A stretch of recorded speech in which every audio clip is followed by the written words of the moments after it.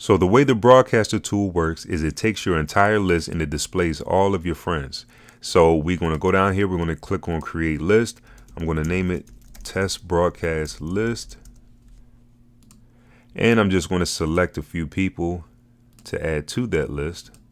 And you can also type in the name if you want to select that way, or you can just scroll down. So let's see, let me just add a couple more. Okay, and I'll leave it at that. So how many we have? We have 6. All right, so now this is automatically saved as your broadcast list. So you can create another list, multiple lists, and whoever you drag down to that broadcast list will remain saved until you choose to come over here to click for deletion. If you want to remove a person from your list, once you have it loaded up, you can simply click on them and they automatically are taken out of that list. You can also export your broadcast list and save it to a place where you're going to keep it nice and safe.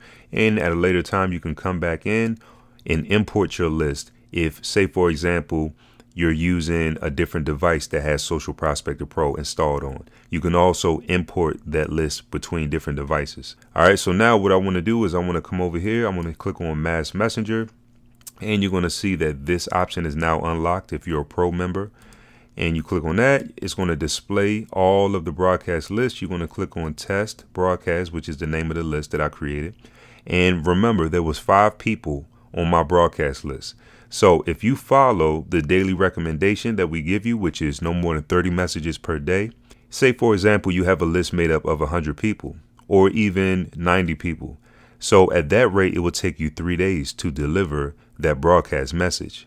Okay, it's completely up to you. If you want to send a message to 90 people, that's the risk that you're willing to take. But again, we recommend 30 a day. So if you want to follow exactly what we do, you will click right here where it says number of friends to send to, and you will click 30, right? But for the sake of this demonstration, I have 5 people on the list. So what I'm going to do is I'm going to choose to send to 3. I'm going to have a 5-second wait in between, and I'm going to quickly create the message. There we go. This is a test message. I'm creating a broadcast. I'm creating a tutorial video and need to use this as an example. I'm going to click add, and I want to come down here to click send. Now watch what happens.